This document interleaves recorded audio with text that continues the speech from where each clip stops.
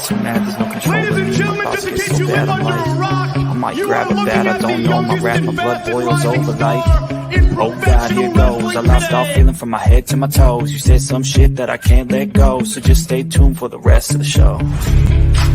So have you ever felt betrayed? Switches how you see things, realize something needs change. Cause I know you got me fucked up, let me show you what's up. Cause enough is enough. I'll take a face full of pavement just to make a statement. I know there's no turning back. Oh God, adrenaline wasted, so mad I can taste it. I know there's no turning back.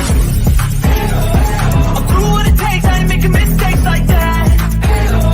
I'll bleed on your face just to make you go take it back. I'll lose my shit, I go crazy when I'm mad. And now you gon' wish you had such a fuck up real bad. Shut up. Be the villain! And I have no problem at all, because I couldn't care less if you like me or not. I'm here for success, and there's no one more successful than Grayson Waller. Yeah! Let me talk to you! War game. What is up, everyone? Welcome to the Heal the Ring podcast. It is the SmackDown edition. I hope you have a wonderful afternoon here. I am BX Sports JEDI Kev. In with me, my partner, my tag team partner. It is Jay. Salute to you and salute to everybody listening and watching at home. Indeed, man. We're ready to wrestling here. SmackDown. It is the January 13th edition of SmackDown. A lot of question marks with Sami Zayn saga with Kevin Owens. What it leads to the big match at setting up for the Royal Rumble. I cannot wait to talk about this card. Let's say hello to Krista Flash. Salute Krista Flash is in the chat with us here. So let's go right into it. We have right off the bat, it is the Intercontinental Championship match between Braun Strowman and Gunther. Now, Gunther, over 200 days plus as champion, he made that title very special, Jay. Oh, yeah, he did, 100%. And I feel like Gunther isn't going to lose that title anytime soon. Possibly by maybe WrestleMania, he'll lose the championship. But his title reign is definitely one of the best so far. I want to see this match fold out here with Braun Strowman, because Braun Strowman is one of the most fearful competitor that he has to defend his title. Especially the match starts off here back and forth. Like Gunther, despite being a 6'4", and of course Braun Strowman is larger than life, over 6'10", 6'11".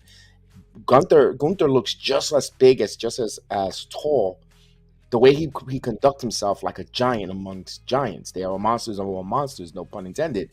But I love the storyline they told here or through in the match. How could Gunther trying to stop a Braun Strowman? And I loved it because it was classic wrestling. He worked the arm.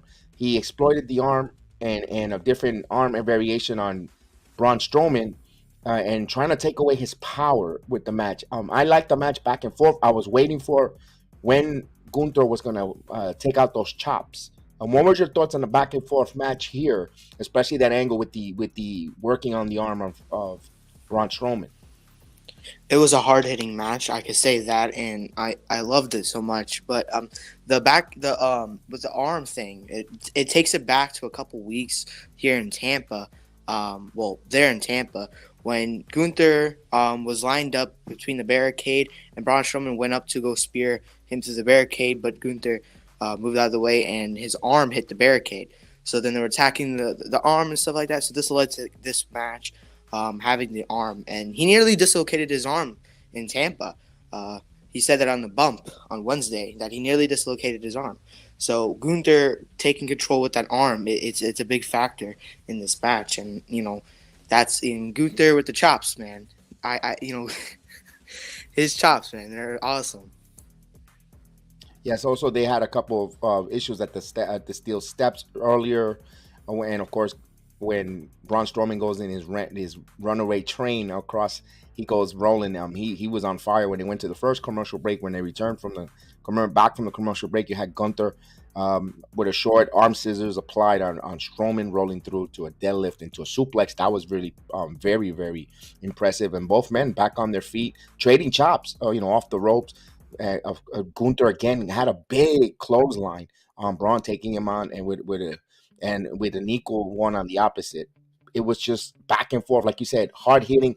Also, we had some interjection from Imperium come in, cause a little bit mind of a distraction, which helps here to try to sell to get a victory over Braun Strowman eventually, because Gunther hits him with a power bomb, helped up from the turnbuckle. It looked a little bit choppy, but all in all, it was still a power bomb over a big man. Impressive. Then Gunther took about 2 to 3 steps to nail that power bomb for the victory. Gunther looks like he's gonna hold that title for quite some time here. Maybe a long reign, maybe break a record here. We all know that Paul Levesque, aka Triple H, likes these champions to have a long longevity, and it means something. And right now, I'm for Gunther continuing trying to break that Intercontinental streak of the longest reigning Intercontinental champion. I give me more Gunther because his matches are not boring. They're very entertaining. They're very hard hitting and believable. You could tell the 6'4", this Austrian is going to not nail you with those big hands, those chops. And I'm for it. And for Braun Strowman, he doesn't lose his heat being pinned on Friday night. Yeah, I agree with you, and I would love to see Gunther hold that championship and possibly break a record here. And it's amazing. Every match that Gunther is in, it's just like hard hitting, and it gets better and better. I mean, besides that one match at Clash of the Castle with Sheamus, that match was, oh my god. But, I would love to see another match between Sheamus and Gunther. Maybe Sheamus actually picks up a win and maybe takes the IC title away from him. Maybe Sheamus is the one to dethrone Gunther in the future. But yeah, another good match from Gunther. Ever since Gunther has come onto the main roster from the NXT, from NXT UK, NXT onto the main roster, you could pretty much sit down and watch all his match, and you will not get bored. Even if you go back to NXT UK, his match with Dragunov and with Tyler Bates, phenomenal matches. When he made his short run in NXT, these matches with him, he's just, like he said, a ring general. And there'll be a backstage promo or an interview later in the SmackDown program, which got me a little excited for Gunther going forward. And we'll get to that when we get to it. But all in all, I really enjoy what they're doing here with him. Imperium as well, alongside with him. And for Braun Strowman, he wore some cleats, some wrestling shoes that was going to be auctioned for the victim in that shooting. And good job on Braun Strowman making an awareness. The crowd was totally in favor of Braun Strowman. Of course, that's what you want when you have a heel with such a persona in Gunther. And kudos to Wisconsin. They were very animated. They did a very good job in an opening match. The crowd, was fueled perfectly. There was a lot of motivation for many reasons, but I got to say, we have criticized the wrestling crowd for the WWE side for a couple weeks now, except to start the new year. But this crowd, they were phenomenal. I really enjoyed the WWE crowd here tonight, and I got to give them kudos, at least for the opening bout going forward. Yeah, I would agree with you with that one. And, Braun Strowman being, the person he is, the nicest, like one of the nicest person backstage you can ever meet. Wearing the shoes that's dedicated to that kid who got into a fatal, like a horrible accident that happened with the parade and stuff like that. Man, he's a nice dude. Kudos to him too. And, him being in Green Bay, and Green Bay loves Braun Strowman. I mean, come on. Green Bay loves him. And, I mean, because he loves Green Bay. He was there a couple weeks ago. And if you guys saw on social media, Braun Strowman was there. And even if people didn't know who he was, they were still cheering for him. I mean, Green Bay loves Braun Strowman, and so do we. I mean, I would love to see Braun Strowman one day, do something, spectacular. But all in all, yeah, no, definitely the crowd was awesome. Last night, the crowd was awesome. Yes. And we'll find out what's going to happen now with Gunther. Maybe there'll possibly be an Intercontinental tournament for number one contender, a gauntlet or so forth. Who will be the next opposing for Gunther going forward? A Royal Rumble around the corner. I don't know if there's going to be an Intercontinental title match defense at the Royal Rumble, but we shall see. We'll move on to the next segment of the SmackDown edition. Sami Zayn is knocking on the Bloodline door. Out comes Paul Heyman. Paul and Sami was telling Heyman he wanted to talk strategy with the guys, but before he gets another word out, Heyman stops him and says, there's no one here, because Roman told him that he's showing him love by having him take on Owens by himself. He wants to see him get it. It makes you want to raise an eyebrow, people's eyebrow, if you want to be more specific. Are we getting something set up here by Heyman here or was Sami saying, or just keep adding to this drama, this build between Roman, this triangle actually, it's Roman, Sami, and Kevin Owens? Yeah, I think there's something going on. I mean, every single time Paul, like last night with the Paul Heyman thing with the door and like no one's in there. I mean, and then after Sami left, Paul kind of gave him a little weird look. So maybe there's something going on that we don't know yet, and we'll eventually have to see. Right, we shall see what Paul Heyman and the Bloodline has gathered up here between now Royal Rumble, WrestleMania. There's a lot of storylines within storylines and different directions to take. This is the good thing that keeps us invested on this storyline with the Bloodline, Owens, Zayn, the Honorary Uce. So when we come back from the commercial break, we have a Rey Mysterio in the ring, cutting on a promo, talking about how difficult it was, how he loves the holidays. As a father, what's going on with Dominic hurts, but as a man, he's getting kind of a little bit fed up, setting the seed for possible WrestleMania between Dominic and Rey. But out of nowhere, we get an interruption, promo interruption, and it was Karrion Kross.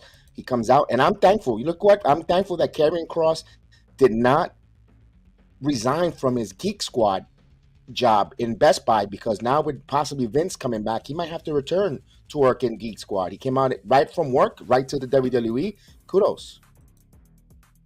The Geek Squad.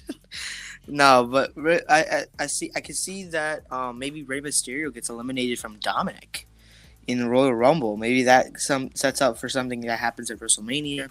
And then Karrion Kross coming out, he kind of looks like he's like the Detective Cross. I saw that on Twitter. Somebody said he looks like a detective, and I was like, yeah, I kind of see that he looks like a detective. I mean, he has the suit, he has a tie, and he has a jacket. That he looks exactly like a detective. But yeah. This match that's going to happen in 2 weeks' time. It was announced that it was happening 2 weeks' time. It's going to be a good match. It's going to be a good match. And Karrion Kross putting putting Rey Mysterio in a hold, putting him to sleep while Scarlett holds up the card, the Rey Mysterio card. So hopefully this is going to be a good match, and I can't wait to see it. We'll see that. Right now, Karrion Kross, not the most desirable character or performer to watch right now. His matches so far in this early part has been a little bit duddy. The only thing exciting right now is his introduction coming into the ring, and Scarlett has been more impressive with just that one match, that intergender match that they had a couple weeks ago. That was very interesting. And the one thing that really worries me: when is he going to throw another water bottle? That was so vicious in Castle Castle. He flew all the way to Cardiff, Wales to throw a water bottle. And I'm like, where's the water bottle? The most dangerous move that Karrion Kross has done since his return to the WWE. So as we get ready to move on from that segment, we get another break. Coming back from the break, we get another at least promo. We see Liv Morgan hanging out with Emma and Maxine Dupree. And of course, they're back and forth talking about the Rumble coming up. In comes Raquel Rodriguez. They have an exchange, which leads to Liv Morgan slapping the taste out of Raquel Rodriguez, which is going to lead up to a match later on this evening. Let me ask you a question. Liv Morgan, a little too much that she could chew. Is she writing a check her ass can't cash against Raquel Rodriguez? Yeah, definitely. Even though I'm a Liv Morgan fan, and I've been for since the Riot Squad, but this I was like, oh yeah, you're done. You're done for. Messing with somebody like Raquel, especially her size and being Liv Morgan's size, it's not something you can do in the wrestling business, and you'll see what happens later on in the match, later on in the night when we talk about it. But yeah, I mean, definitely something that she can't do with. Well, we know they're gonna set that up for later on, but we continue right back in the ring. We have another women's match, pretty much showing us some clarification or direction on the SmackDown Women's Division. And after this match, I have a big take that I've been a proponent on pushing for a while now. But we get Tina Knox taking on Zion Lee, in a match that the crowd at times kind of was not into it, but then they got back into it. But I thought it was fine with these women wrestlers. You gotta allow these ladies an opportunity to entertain us, especially with Zion Lee with her background with the kicks and the flying kicks, and of course Tina Knox to fight with a little bit of a strong style, hardcore-ish. You saw some side headlocks, Knox breaking free with a right hand, big uppercuts, and you see in the corners, big slam for Xia Li into some rear chin locks in the middle of the ring, back and forth. But Tia Knox picks up the victory with the Shining Wizard. A pretty interesting move there on that Shining Wizard, Jay. Yeah, pretty interesting indeed. Yeah, this match was good. It was all right. It wasn't like the best match I've seen all night. But yeah, the crowd definitely should have been more into it instead of just going in and out, in and out, in and out. That's something I don't want to see much. Why are you coming to the wrestling event if you're just gonna be dud like the whole time? That's just not something you want to do. But this match, the ending of the match, with the Wizard was different. Go ahead. Now, the reason why I teased it a couple seconds ago was this. When you have Tia Knox, Zion Lee, even later on, Liv, Raquel, and you have your champion as Charlotte Flair or Ronda Rousey, whoever's the champion, this is why I've been a proponent and I've been continue to be an advocate. We need a mid-card, a women's mid-card championship. We need a women's Intercontinental or a women's United States champion, because now it gives meaning and purpose for wrestlers like Tia Knox, Zion Lee, Liv Morgan, Emma, Maxine Dupree. Look at the names I'm mentioning you. None of these ladies, we tell you we're going to put them in the main event for the World's Championship match. None of us will care about. But you have them build and you make them important, relevant with a mid-card women's champion. Now, if you're telling me a Zion Lee is in a women's Intercontinental champion taking on a Tia Knox for that world title, now because there's a title, you're going to raise an eyebrow and you're going to pay attention more to a match, especially a match that way, the way they fought. Now it becomes interesting, not just, you know what, my Coke is finishing, I need another drink, or I'm in the mood for cotton candy. No disrespect because the ladies bought it, but there's no investment because they're not building. We know they're not building these ladies to no more that they are currently right now, fillers. And it's not their fault. It's not their fault because they're going out and they're doing that to try to get us over, to get that push, to make themselves impossible to not book them into that world title run. But when there's so many prominent ladies, they tend to fall back because it's always going to be because and it's tough because they're women and they got to fight for our attention for the males. And let's be honest, they have to continue to work extra hard. And I think if we put that mid-card title, I think it helps gather our attention. And I hope WWE, creative-wise, take that chance. Yeah, 100%. We definitely do need some kind of mid-card title, rather that be an IC title for the women's or maybe a U.S. championship for the women's. Something needs to be in place because these women need something. They can't just be having random matches that make no sense on TV, and then the next week they're not on TV. I mean, come on, we need something. I mean, the women's tag titles are not even being shown on TV. I mean, how long has it been since they've been on TV? A long time. So I mean, and it's just dumb. So yeah, we definitely do need some type of mid card title here on SmackDown or on Raw. You do need it, and I gotta give kudos. The one thing I'm gonna give kudos to is to AEW when they have their two women titles, but right now it seems like a trophy title. The TNT title on Jade Cargill looks like the FTW title, like gimmick.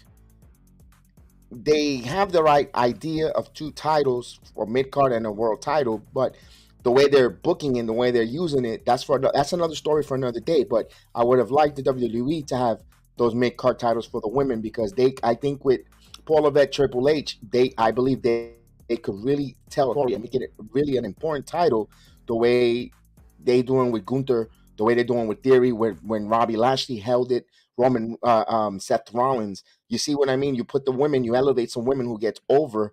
They don't have to necessarily be a stepping stone to go to the main title, but give them a run where they start selling merchandise. The crowd could get behind these women and want to see that, and that's how you build the next star. Because listen, the WWE when it comes to the women, they're top heavy, loaded. You got Bianca, Bailey, Sasha, Alexa, Charlotte. Look at and I'm missing wrestlers that I haven't even mentioned. And before we get to the Tia Knox, Diane Lee, Raquel Rodriguez, and they have a plethora of great women down in NXT. You bring in Nikita Lyons, Zoe Starks, and it gets lost in the shuffle. That's why I'm a big advocate of making a mid card title along with the women's tag team. And you have now something to build off of, continue to build, because the women's division is set in WWE. They really don't, but the mid card I think will take them to another level, another plethora of us interest. We'll see forward there, but good job there for Tegan Knox getting that victory on Friday night. Phenomenal job on her. Good for her getting her first victory on TV in about a few years for her. So we go back to a backstage. We see first they give us a digital exclusive. What happened after the Drew McIntyre and Sheamus match? The Viking Raiders come out. They beat up on Sheamus and Drew. We get a vignette backstage. We see Adam Pearce with the Banger Bros. They want a piece of the Viking Raiders tonight, but no way, no how. I love the fact that they keep slapping each other over their chests when they're trying to agree to disagree. And we find out we're going to have a tag team tournament going to start next week. First round, Viking Raiders taking on the Banger Bros. Yeah, this is that match. The first round match is already going to be a good match between the Banger Bros and the Viking Raiders. Two amazing teams. And to note something, now you're kind of seeing that they're doing a brand split. On Raw, now they're doing the Raw Tag Team title tournament, and now they're doing the SmackDown Tag Team tournament. Is this something to notice about? Maybe they split the titles. I mean, you said it before. Maybe they're splitting the titles now, and Adam Pearce is coming to, like, he's getting angry and angrier every time the Bloodline comes out and does stuff that they're not supposed to do. Now they're paying the consequences and possibly losing the titles. Yeah, I mentioned that a week ago, and I was going to wait to give your reactions as you mentioned. Pierce throwing that nugget out. We're going to have now SmackDown Tag Team Champions for a tournament for that right. So it's no longer unification or unified. He didn't address them as unified. I don't believe he did that on a mistake. He really purposely said SmackDown Tag Team Champions. So the tournament starts. That's going to be a banger right off the bat. The Roots McIntyre. I hope that it doesn't lead to Sheamus and Drew fighting each other, because the way they're teasing, they're chopping each other in the chest. I don't want to see them again. They of course they will give us a good quality match, but I kind of want to see them together because they are impressive as a tag team. I am enjoying them. The only thing that's hurting them, though, I gotta be honest, what's hurting the joining of Drew and Sheamus is Butch and Rich Holland. They're kind of taking a back seat here. Yeah, they're definitely taking a back seat because now it's like a couple weeks now. Besides that last week when they had that tag team title match against the Usos, that we've now barely seen Butch and Ridge Holland. Maybe they split up. Maybe the Brawling Brutes split up and make their own team and have actually Butch and Ridge Holland make their own team. Maybe they do a repackage and it's now Pete Dunne instead of Butch, because I'm kind of getting enough with the Butch. It's like, I don't like it, but hey, listen, I don't know where they are. I don't know where they've been, but hey, the Banger Bros are going to roll now. They're going to go on a roll, and they're going to win this whole tag team turmoil probably, most likely. So yeah. It ain't gonna happen, pal. He ain't as Butch. As we come back, we go to the WWE. coming back from a commercial break, we get of course everyone's most anticipated, or right now one of the most hottest entrants in WWE is Bray Wyatt entrance with his song with the little piano, with the piano entrance, the door. He comes out, he cuts a promo in the middle of the ring. What I love that he went back to roots there with the rocking chair. My goodness, everyone was on the oohs and ahs here.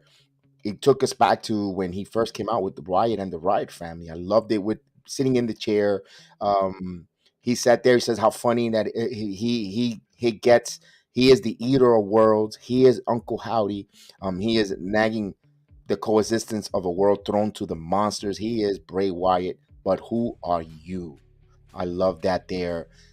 Talking to LA Knight. He just went back to that dark turning there and saying that, at the Royal Rumble, he'll experience a true birth, a baptism in the dark. And when the lights go out for LA Knight, he should run. My God, that was Bray Wyatt cutting a hell of a promo. Yeah, definitely. And him saying he's Uncle Howdy, I don't think he is Uncle Howdy. I think he's just, trying to confuse LA Knight here, thinking that he's Uncle Howdy. But in reality, we all know he's probably not Uncle Howdy. He definitely could be. This is definitely a tease of the Wyatt Six, 100% a tease.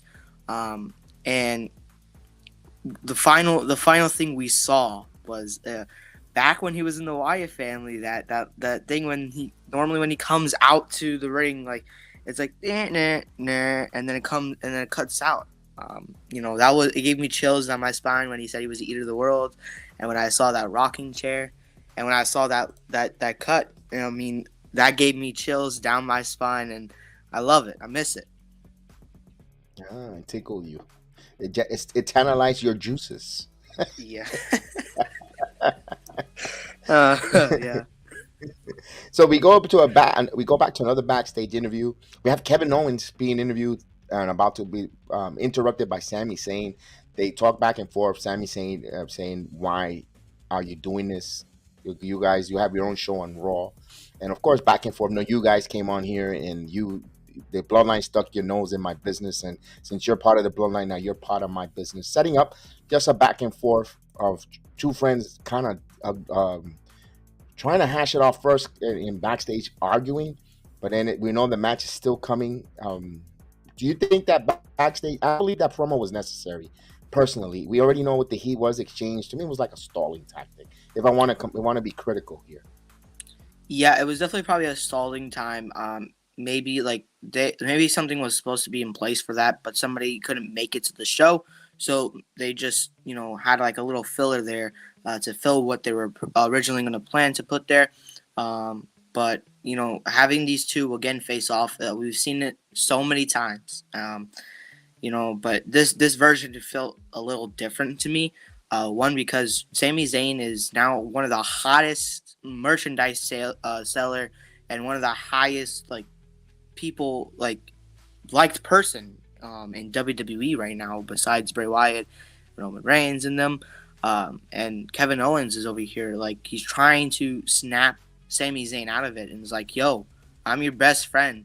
We really shouldn't be fighting, but at the same time, I want to fight you because now you're in my business, and I'm trying to take away what Roman Reigns loves and what the bloodline stands for, and I at the end of the day, I don't see them being rivals for long. I see them getting together and possibly fighting the Usos at WrestleMania for whatever title they still have, because I know they're probably not going to lose both titles. They're probably just going to lose one. I see them retaining the SmackDown tag titles, but not the Raw. And at WrestleMania, I see Kevin Owens and Sami Zayn take those titles away from the Usos and getting revenge on what's to come later in the future. Well, it's the one thing we did. I do want to go back to that back and forth promo was Kevin Owens is trying to convince Sami Zayn that this is Roman who's putting him up and leading him with these instigating because it doesn't want to work. Now, taking a little bit of jab at Roman Reigns, we all know Roman Reigns have a limited schedule due to his agreement in his contract, and he only works a certain amount of dates in his contract that he's able to wrestle or come at, and it certain how he don't do mostly a lot of house shows. It's sad. Well, we all know that we spoke many videos and we broke that down on his contract coming up. He has a light schedule, just as some of these older champions who's been with longevity, they start so we start working less and less and allowing the younger talent to become the workhorse. And I like that was the deception that Kevin Owens tried to plant that seed on Sami Zayn, that he's being manipulated, a puppeteer type of move there. So it'll be interesting because they're going to set up and close the show on the main event. But before that, we have a match taking on it's Liv Morgan taking on Raquel Rodriguez.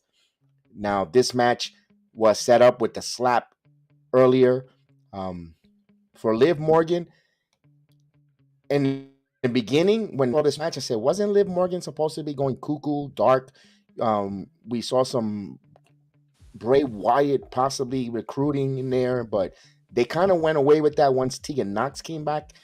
And we didn't see that dark from Liv until maybe later in the match. It was a match back and forth. Liv trying to work the crowd. We saw her going with hard-hitting Raquel. I love the fact she tried to take the table out, trying to get the crowd over. Everyone loves the table, especially when she pulls it out there. Disappointed that no one went through the table, but Raquel Rodriguez showed her dominance with some power, and she picks up the victory on Liv Morgan with the power bomb. Hard-hitting match, but did the right woman go over here? I have no clue, to be honest with you. I mean, this match was I don't know. I was confused the whole time. I was like, this whole thing started with a slap. I get it. Yep. Liv Morgan is over here. She's trying to be crazy, kind of be cuckoo, and stuff like that, and slaps. And messes with Raquel Rodriguez. Now she has to pay the price and gets pretty much beat. I mean, and her going to that turnbuckle, that. She was trying to hype up the crowd, and she kept hitting her head against the turnbuckle. I was like, "What?" Now she's back. Break for a couple weeks because Tegan Nox came back. What is WWE? What is Triple H doing? Is he just skipping over some things that we're missing? Maybe there's something that we haven't seen yet. But yeah, this match was. Yeah, I agree with you. Liv should have definitely won that match. I mean, come on, but. I don't know what's going on here. I have no clue. I'm confused of what they're doing with Liv Morgan. So yeah. It's Tegan Nox getting the victory. I wanted to talk about this one. Here's what I got out of this contest. There was a spot in the beginning match where Liv throws Raquel out. And I know good kudos to Michael Cole saying if this was the Rumble, Raquel would have been eliminated. That's, be honest with you, that's what I got out of this match. That Liv, no matter what, she wants to be number one. She's cuckoo enough, wants to be the first woman, hoping that she gets the luck of the draw, being the first draw. And she's going to go in there and eliminate. And she's capable of eliminating a big woman like Raquel Rodriguez out of the ring, out of the Rumble. That's all you need. You don't need to get the pinfall. All you need is to get your opponents through that third rope and onto the floor. And she proved that. That's what I got out of this match tonight. Now, when it comes to what's next for Liv and Raquel, I believe right now they're just setting up stories for the Rumble. Grudge matches to see when they get in the Rumble if they're going to continue this feud in the Rumble and so forth. But That's why, again, I rehash. We need a mid card title because what does it do now? Raquel already had plenty of plethora of opportunities to wrestle for the SmackDown Women's title, and she's come short because it's not her time yet. Liv Morgan got her title opportunity, won her title opportunity, lost it, never got a rematch, never got an opportunity to return to the world title scene. Maybe she's another one who possibly gets another crack at it. But now with Raquel getting that pinfall, it derails a little bit. So I agree with both of you guys, Chris as well as you. Liv should have been the one getting the pin here. But all in all, I think by her eliminating, set up the storyline from the very beginning. It with the Rumble season, it was I could get these women out of the ring, and she's crazy enough to do that. That's what I got of it. Question before we move on here: is there ever been like who has the most eliminations in the Women's Royal Rumble? I'm pretty sure there's a stat on that. I'm pretty sure there is. And when Rumble season comes, they will tell us about it. They always tend to. One thing I love about the Rumble, the broadcaster and the broadcasting team, no matter who it is at that time, they feed them that information. Or even before the hype shows, we'll do that. We'll do a prediction show. We'll try to figure that out right now. But off the top of my head, without looking, I won't be able to tell you. But they're pretty sure there's a statistic. Someone has that record or knows who has the most elimination by women.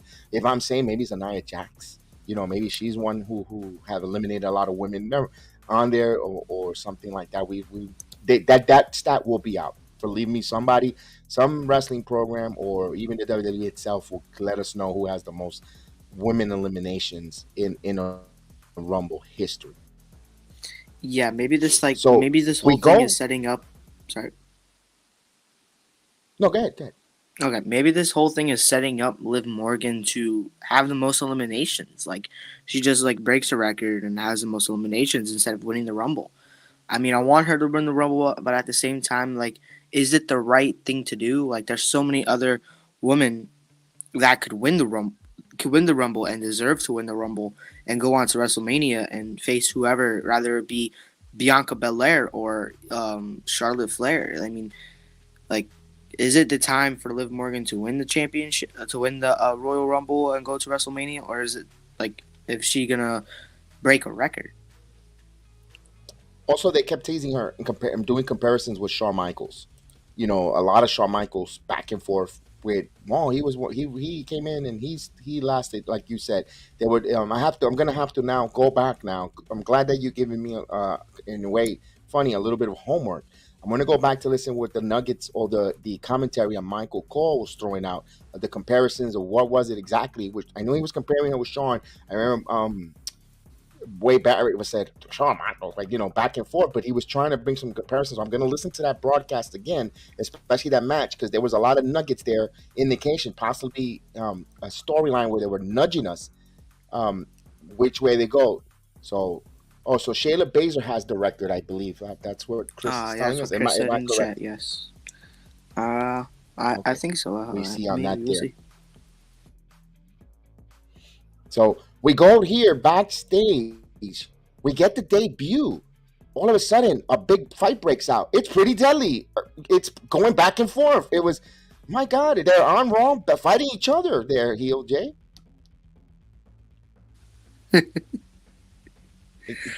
at that. Elton Kit and Kit Wilson, Elton Prince and Kit Wilson back and forth. No, it was Charlotte and Sonya Deville going at it. I thought it was pretty deadly at first. Look at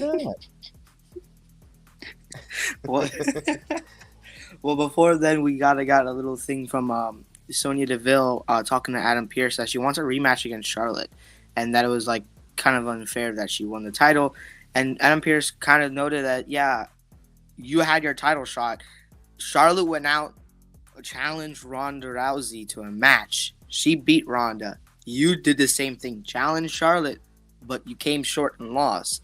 So now it's time for you to enter the Royal Rumble and get your title, get your number one contendership. But she has that little official thing that, like how she used to when she was the official. She kind of wants to have that power again, and she goes out and she says she's going to do it on her own. She's going to find her own way to become number one contender, and she does this. She attacks Charlotte Flair, and this kind of maybe is setting up another rematch at the Royal Rumble. even though I don't want to see it again. That match was, even though it was good, I just don't want to see Sonya Deville versus Charlotte Flair at the Royal Rumble. I would like to see Sonya Deville try to earn her shot again. Okay, Charlotte Flair. Okay, so maybe Liv does break the record and get 10 eliminations. But yeah, back to the Sonya Deville. Maybe Sonya Deville versus Charlotte Flair will happen on a random episode of SmackDown again, not at the Royal Rumble. You could have that match at the Rumble. You could put the filler match there, but instead of a one-on-one, make it a gimmick match. What I mean, not table TLC or some type of a different type of match between Sonya and Charlotte Flair. 4 counts anywhere, no holds barred. Whatever the case is, you could do that there. That'd be interesting to go forward with that. If she goes out there and there's so much creative storyline that I could even think about. Just fight 4 counts anywhere, no holds barred, and Charlotte wins, but you get a street fight, a San Antonio street fight, or Alamo brawl, whatever the case they want to call, and it's only a couple hours away. You have Toxic Attraction come out and help Sonya Deville not win the women's title, but just beat the crap out of Charlotte. Where now you have Toxic opportunity. Sonya wins the NXT women's title at Vengeance. Whatever. There's so many things you could write there, back and forth, but we'll leave that there for it. We won't harp on it for another time, another day. We get to the main event here. Finally, we have Sami Zayn taking on Kevin Owens. These two wonderful friends, now wonderful competitors in the ring. So you see Owens offer a handshake. Sammy kicks it away, circling his collar and elbow to the headlock. These guys, big slap across the face from Sam. Kevin Owens takes him down and punches, opens up a can of whoop ass on him, leading into a clothesline right out. My God, this was hard hitting. You could tell that these guys gave it all and they closed out the show in main event fashion. You cannot say anything about Sami Zayn and Kevin Owens giving you a dud. They delivered here this match, back and forth, hard hitting. And before we get to any results or any spoilers here, what was your thoughts of the intro, the handshake, and the beginning brawl between these two? What I thought in the beginning is, the handshake and all that stuff. It was amazing. Now we finally get to see, besides in War Games, we finally get to see Kevin Owens versus Sami Zayn 1-on-1. No interference whatsoever with the bloodline out with them, with Sami. Just a 1-on-1 match between two former best friends. And this storyline takes a big toll, and it's long-term booking. With Sami Zayn and Kevin Owens again with the friendship. This went back to WrestleMania 37 in Tampa, and I was there for it. And Logan Paul was in between with all that stuff. So this kind of all adds up. It's just a full circle that leads to the very end, which we'll eventually see the end of the story, the end of the bloodline, the end of what this whole thing is all about. And you could tell these two guys trust each other, and the chemistry, and not just the friendship, but the trust in the ring as professionals. Trusting to receive a brainbuster on the apron. That was that's a tough tale. That's your head going to that apron where there is no forgiveness. That's the corner of the ring, and they trust that. Then coming back from when they came back, Owens, hit that Sprog flash that almost got that near fall. Then Sami Zayn with the Blue Thunder driver. They were going back and forth, trading some really hard hitting and some near fall finishes that had you on the seat of your pants. And once you thought that Sami was going to set up or Kevin Owens here, out comes the bloodline interfering, lay a wallop on Kevin Owens. And if you saw Sami Zayn conflicted there, he wanted this match, he wanted to get not that they interfered. I don't know if he was, but later on he was a fear that it was Roman will get upset for them interfering, and he didn't get the job done 1-on-1. He felt like he had to send his family to go help Sami, or that's the story. You could go anywhere with the storyline, or that Sami Zayn felt bad for his friend. So either way there, I love it because it opens up the debate on which storyline you think was going through Sami Zayn's head. Yeah, definitely 100%. And Sami Zayn getting ready to hit Kevin Owens with a haluva kick, and out comes the bloodline. They lay an attack on Kevin Owens, and you see it in the picture there. Jay helps Sami up, and Sami looks confused. Sami's like, "Wait, you guys weren't supposed to be here tonight. Roman told you guys not to come and let me handle this on his own." And I believe Sami Zayn, if the bloodline didn't interfere, Sami Zayn would have hit that haluva kick and would have won the match, and all things would have been perfectly fine. But now this kind of sets up with, Sami Zayn kind of looking confused, and kind of like, he kind of looked like, I thought that was right there. We were going to see like a turn maybe. Sami Zayn looks like now maybe my theory with the Solo Sikoa thing might not be true. Maybe Sami Zayn is the one to turn on the bloodline and help his friend out at the Royal Rumble. Because with Sami Zayn's face, like when Solo Sikoa was going to jump through the table to put Kevin Owens through the table after hitting him with the Samoan spike, like, come on. This definitely sets up something big, and I can definitely see Sami Zayn being the one to turn on the bloodline. Yes, especially here's it when after they wallop Kevin Owens on the outside of the apron, Solo Sikoa continues to become a super duper push enforcer obstacle. He hits him, he lays him on the table on and then Solo Sikoa is out of the picture because you see the Usos looking for Sammy's acknowledge, put the ones up in the air, and out in the corner there on the side of the on the walkway, you see Solo Sikoa up, and Solo Sikoa with a running start and does the splash on that announce table and leveling Kevin Owens. It looked like, my goodness, awesome move there as I put the pictures there so you can see it, and they just lay on top of him. Solo Sikoa is just becoming, ever since coming up from NXT, what is the most best built and push of all the WWE wrestlers is Solo Sikoa. I'm sorry, he is getting pushed to the moon here. Even in this storyline, and has nothing to do with him in the main event picture. But my God, Solo Sikoa is coming out with roses, and my goodness, I love the way it ended for tonight. And of course, look at that look on Sami Zayn there, like he's a little bit worried for his friend.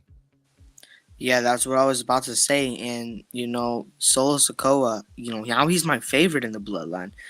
He's the enforcer, and I was there for an NXT when Solo Sikoa went back up to, Clash the Castle, and he helped Roman Reigns, and he came back down and he won the North American Championship. I was there for it, and now he's my favorite in the bloodline. But that face on Sami Zayn, man, is this gonna set up something to happen at the Royal Rumble, possibly a heel turn, or babyface turn, possibly. We'll just have to wait and see. The Royal Rumble's in about maybe 3 weeks away, on the 28th. So yeah, I can't wait to see what happens at the Royal Rumble, because we do have Kevin Owens versus Roman Reigns for the for the undisputed Universal Championship. And I just can't wait to see the result of the match and see what Sami Zayn does in that match. Maybe possibly cost Roman titles, or possibly just like at the end of the match, he's like, I feel bad for my friend for losing the match. I'm just going to turn on Roman Reigns. We shall see on that there. So SmackDown gave us this conclusion there. Good main event. All in all, pretty good show there. There's a little bit of stuff there. It felt like there weren't that much match, a lot of promo segments, but of course it all led for their promos set up for either matches in that evening or matches coming up in the near future for tournament, Rumble, so forth. SmackDown was okay. It was a good show. Could have been greater. It wasn't the Tampa show, but it was a good show. It wasn't something that you want to change your channel and say, oh my God, I just lost 2 hours of my time. It was very entertaining, but is it going to be a memorable show that you're going to remember or want to watch over and over? Not really, unless if you're looking for nuggets like where the Shawn Michaels comparison to Liv Morgan, going forward, those type of deals with that. But I liked it. It wasn't terrible. It wasn't, but again, it wasn't the greatest. I thought it was good. Yeah, I enjoyed SmackDown too, and these shows and then for the next few weeks are gonna be setting up for the Royal Rumble. We see in like almost all the matches and the singles matches, we see people are preparing for the Royal Rumble, eliminating them from the ring, in a way that's over the top rope, getting ready to be in that Royal Rumble match. And this whole thing on SmackDown going on, it's gonna be amazing. And everything going on Raw too, it's gonna be also amazing. I can't wait for the Royal Rumble. I'm getting each and every week we see new things popping up. I get excited and can't wait to see what happens at the Royal Rumble. Right, especially here in another week from a week from Monday, it will be the 30th anniversary of Monday Night Raw. Actually, it was the 11th, 30 years ago, but they're going to celebrate it 2 weeks, not this Monday, the next following Monday. It will be 30th anniversary of Monday Night Raw. You're going to see a lot of old wrestlers or legends come out. Maybe some might declare they might be in the Rumble. We don't know. We definitely want to see that. The way they're going to build that, the 30 years, it's going to be big. It's going to be epic. You don't be on TV for 30 years for no reason. You really got to deliver, and of course, I can't wait to see that show. It's going to be pretty awesome. Look for all the old clips. Who's going to be there? Who's not going to be there? That's what we want to tune in to see. Actually, for that anniversary show there. But hopefully they continue with the story. They don't devour away from the storyline for the Rumble, and hopefully they continue building stories and towards the Rumble, not towards the history of Raw. Though it's going to be the Raw show, the 30th anniversary, but we shall see there. It'll be interesting. Yeah, and let me add something too that's related to the 30th anniversary. Ronda Rousey was advertised for the 30th anniversary show, but ever since losing that title to Charlotte Flair, she's been taken off of TV, and she's also been taken off the advertisement for the 30th anniversary, and she's not slated to be there anymore. Is this setting up something as maybe Ronda Rousey taking a break from the WWE? I have no clue, but maybe that sets up something, possibly like a return at the Royal Rumble. Nah, that's just bringing up talking heat. We all know she's going to be running with Baszler as tag team. They're going to be a tag team. They're going to be gearing them up for a title run, or possibly the championship run for both of the ladies. Right now, it's just taking some time, getting ready, character development, how they're going to work as a tag team, who's going to be the workhorse, who's going to get the hot tag, vice versa. I think to me, that's just me.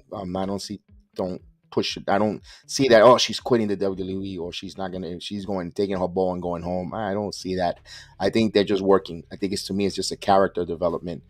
She never done this as a tag team. Now they're going to gear her up as a championship for a tag team, and I think that's what it is. They're working with that on her role, her mannerisms when it comes in as a tag team, when to know when to sell, when she's over tired or getting exhausted, where she's going to lay down on the apron and let her partner get the hot tag and go, or vice versa. I think that's all it is to me.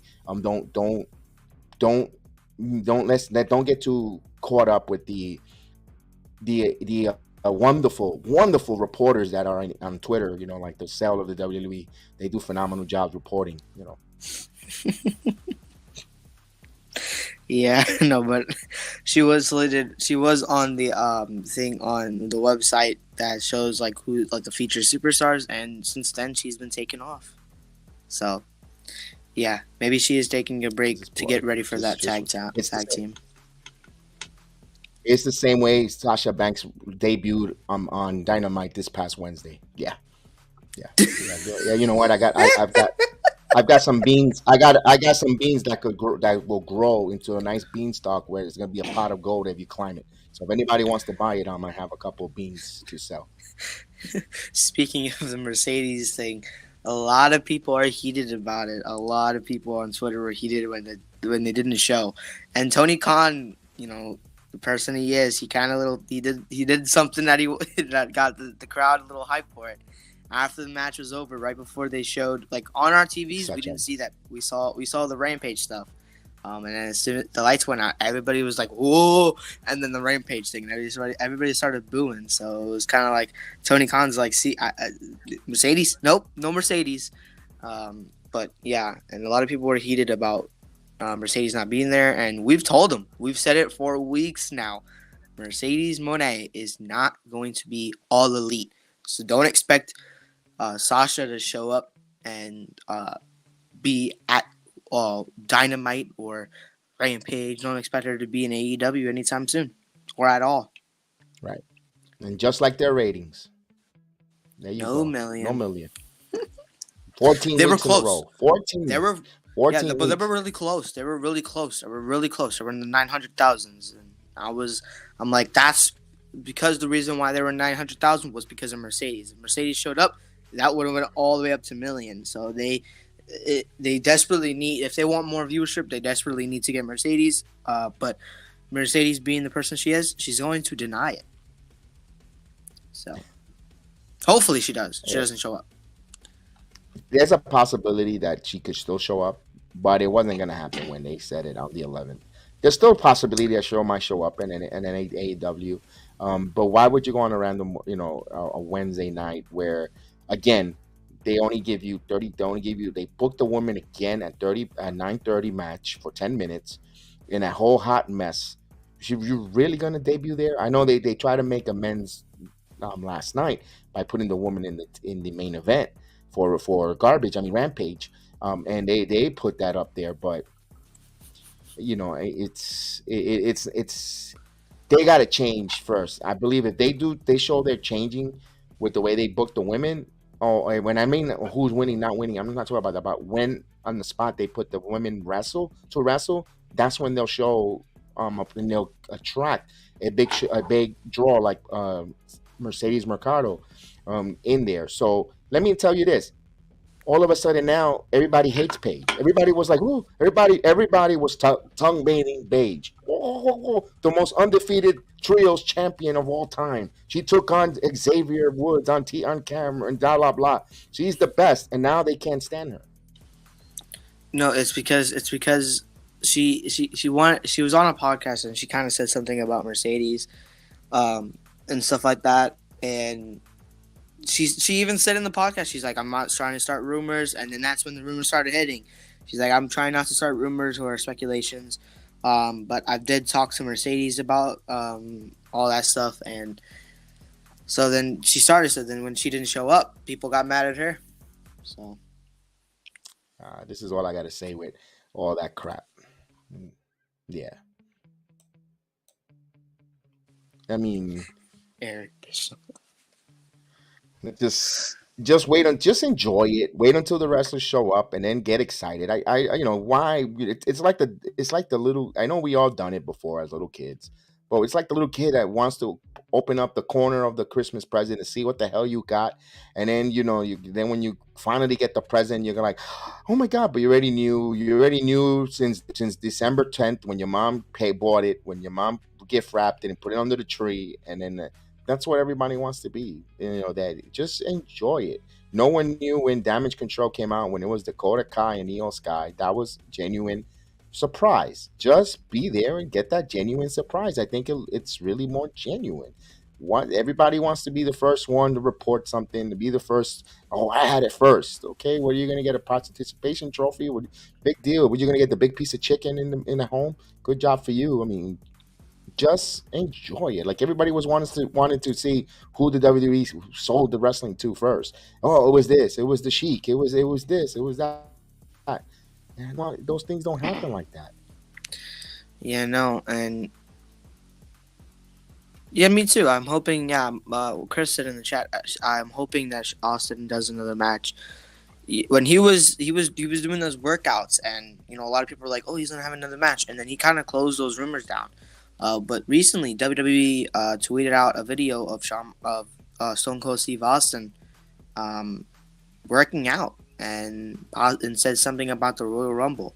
So I'm hoping maybe he has another match at WrestleMania, possibly a surprise entry in the Royal Rumble.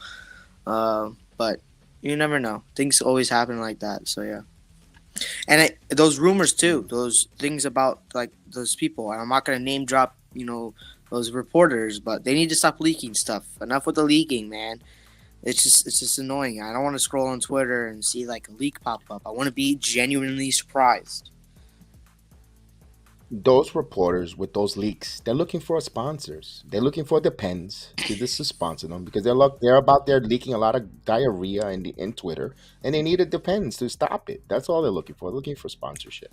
So we'll move on there. Speaking speaking about depending here, we're depending here on some outcomes in other or wrestling organization. As last night, while SmackDown was going on, Impact decides to have their pay per view on Friday the 13th. Hard to Kill. Of course, it features a lot. I'm not going to break everything on the card. I'm just going to give you some victories, some winners, and some losers on the match Impact Wrestling. But the reason why we're bringing on SmackDown has ramifications with the WWE, in my humble opinion. Right now, we're going to start off, the match start off with the Impact World Champion, Josh Alexander, retaining his title against Bully Ray in a Full Metal Mayhem. This match, back and forth, hard hitting back and forth between Bully Ray. Yes, Bully Ray from the Dudley Boys is still continue to wrestle. Does a pretty good job wrestling, as well as his podcast or on the internet, on the radio, on satellite radio with Busted Open. He's the only really sensible one that actually talks good wrestling on that show. Dave LaGreca is another one who craps all over NXT, and meanwhile, when they invite him as a guest, he's over there kissing and tongue baiting, kissing the ass of WWE. But meanwhile, he bashes them on his radio show, and but I digress there. But Bully wins that match, loses that match. He actually tapped out, so he's going to get a lot of heat. He talks about tapping out, how much it makes you look weak, but all in all, in another match here that I think has ramifications with the WWE, the reason why, and I'll say in a minute, we had the Impact World Tag Team Champions in a match with Ash Austin, Chris Bay. It was a fatal four-way with Heath and Rhino taking the Motor City Machine Guns, Chris Sabin, Alex Shelby, and Matt Cardona and Brian Myers were the tag team champions. They dropped the titles here for the winner, Motor City Machine Guns. Now, why do I say that? Because we all know Chelsea Green, his wife, has been signed by the WWE since December, and Matt Cardona has been tweeting and teasing a WWE return, and he dropped that title. He's available now. Could be, I don't know if his contract is completely out with Impact, but now he's available to make an appearance at the Rumble, possibly, or his return to the WWE for Matt Cardona, who formerly Zack Ryder, and you know it. He'll be available, Jay. I like Matt Cardona. I want to see Zack Ryder. I don't want to see it in WWE. I want to see Matt Cardona makes his appearance in the WWE. I think he's going to be with Triple H, creative, and the new creative. I think they're going to do a really good job with Matt Cardona. Yeah, even though I haven't really watched any of his matches as Matt Cardona, I've heard that he's like better than he was as Zack Ryder. So him coming back as Matt Cardona, I don't want that Zack Ryder woo broski the internet championship. No, I don't want none of that. I want Matt Cardona, Chelsea Green, just them. That's it. I could see a little woo, and then it's Matt Cardona. Oh, it's Matt Cardona. I could see that because, of course, you still want to throw a little nostalgia to the woo. It was pretty cool. I definitely, I think, I can't wait. I hope it not right away because I wanted them to build some rapport. LA Knight versus Matt Cardona. That to me is a dream match that I want to see taking place SummerSlam. I will be invested on that. Going forward for that, and that's going to be interesting if they do that. I can see the promos, the back and forth, the spats. That's going to be interesting there. Also, we've just to let you guys know, Frankie Kardashian decides he's going to sign with Impact. I'm just going to go over that. I'm not even going to touch with that there. We get a new authority figure for Impact Wrestling. Our old friend, the Cobra, Santino Marella, now is in charge in Impact Wrestling. Good job for him. Good to see him. We know we see his daughter, Adriana Grace, in NXT. Now we see him ahead of Impact Wrestling, Santino Marella. So I like to see Santino back in the TV fold. Same with me, and it kind of go and we knew he was gonna come back because of those reporters on Twitter. It's like Impact has trademarked the name because the WWE didn't hold on to the trademark name Santino Marella, so Impact picked it up, and now Santino Marella is in Impact. And congratulations! Indeed, and back in there, and good job. We also had an Impact Digital Media Championship. I guess that's a mid card title. The Digital Media. You also had Joe Hendry retain against Moose. Moose, the former Impact champion, and he loses another match here to Joe Henry, back and forth with the spear by Moose. But we have a new champion, so he holds on. So we'll move on from that. There, we had another match here that, to me, I think also portrays a tipping of a wrestler possibly coming back to the WWE eventually, or maybe for the Royal Rumble. We have a number one contenders for the Knockouts Championship. The winners declared the number one contender. You had Taylor Wilde, Killer Kelly, and Diana Perazzo. You have Savanovic pin Wilde to get the victory. She becomes the number one contender. Everyone thought it would be Diana Perazzo being the number one contender, the former Ring of Honor champion. And Diana Perazzo has mentioned many times how she wants to go with Chelsea Green wherever she goes. Take me with you. Take me back home. I want to go with you. Diana Perazzo, former NXT protege that wrestled in the Performance Center, lives in Orlando, by the way, with her husband, Steve McClanan. I think I can see Diana Perazzo coming back to the WWE because she is over as the Virtuosas, especially WWE needs tag teams, women tag teams. I can see the Virtuosas taking on Rousey and Baylor in Damage Control. That works.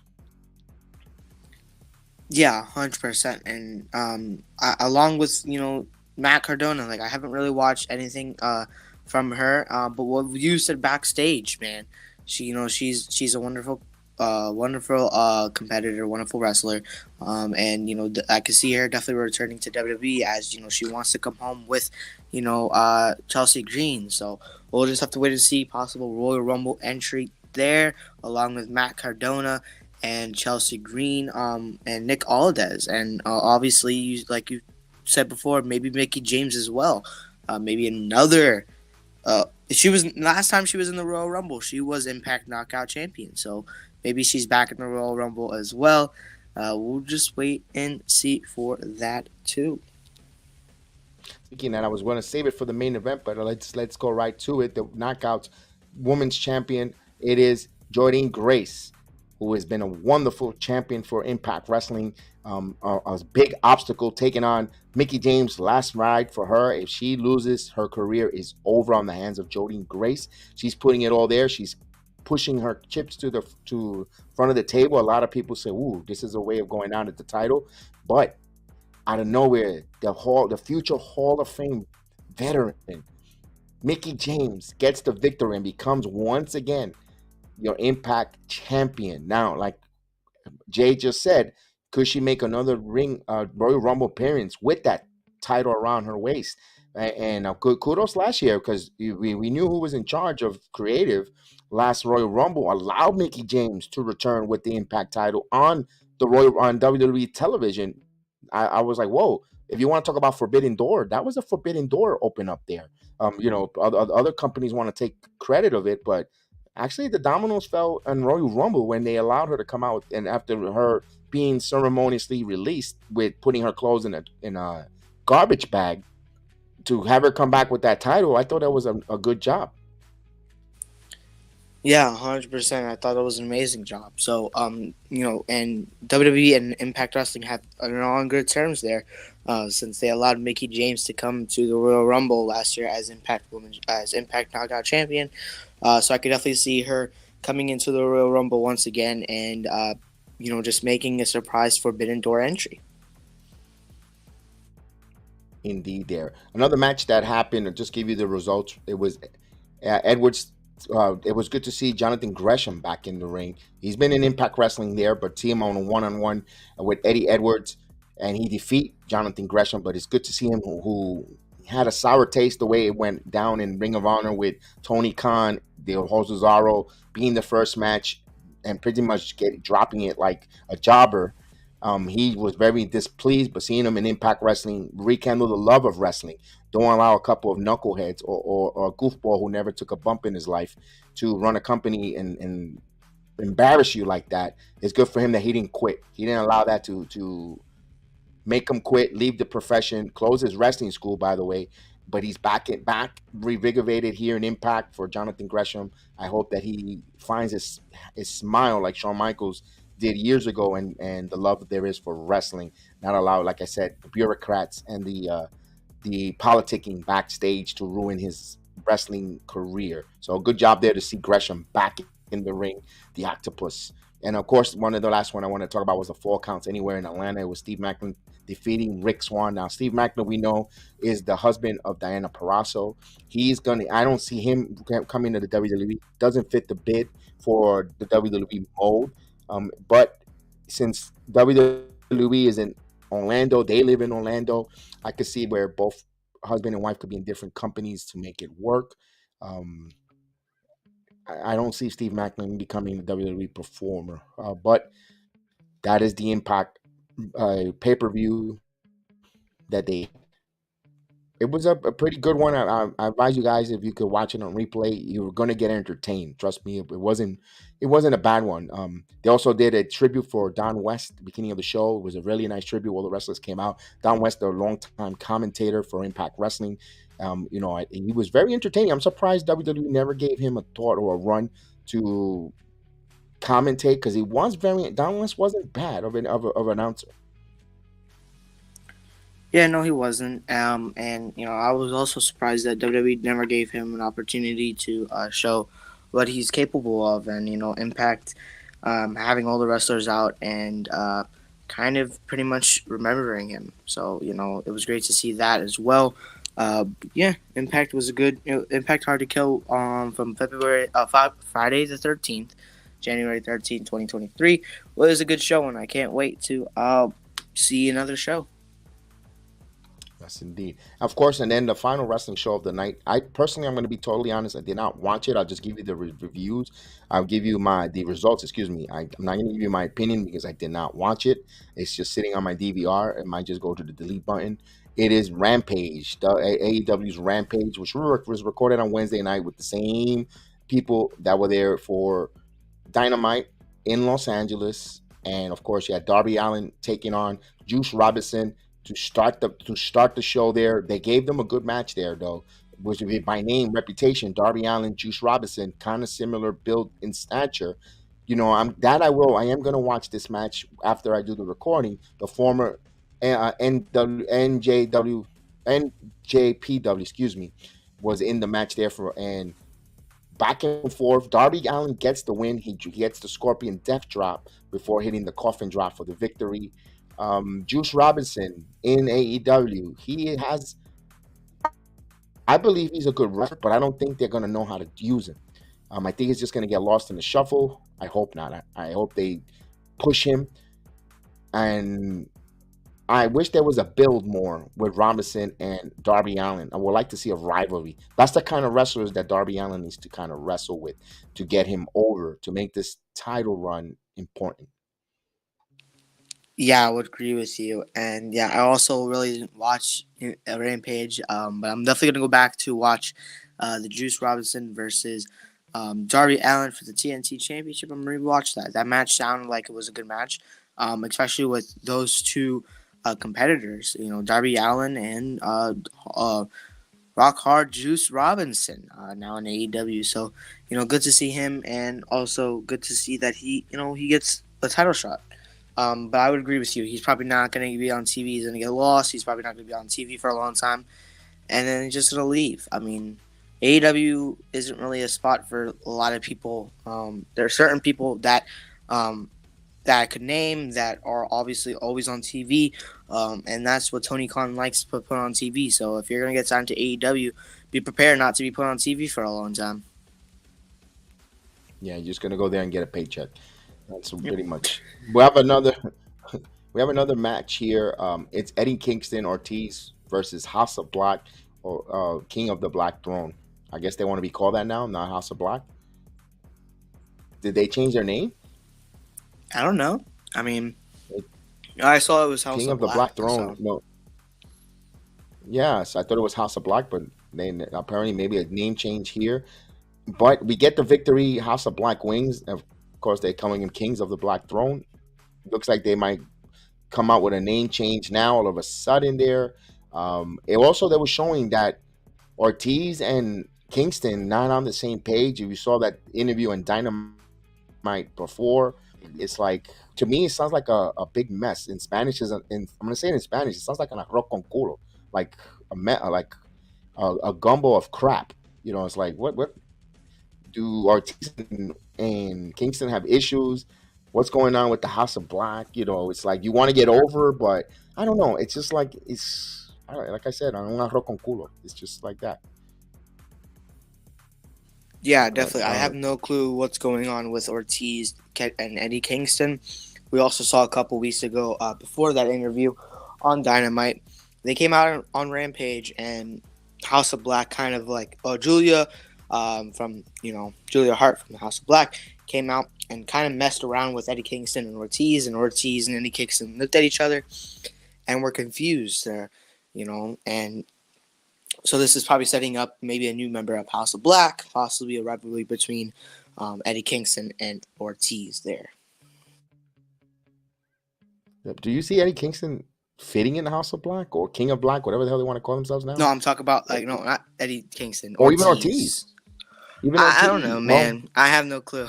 It's something that's just happening. I don't know. it's like huh? It's like huh? It's like yeah. We shall see where that goes there. We get the main event, which when I woke up this morning, a lot of I'm opening up the Twitter machine.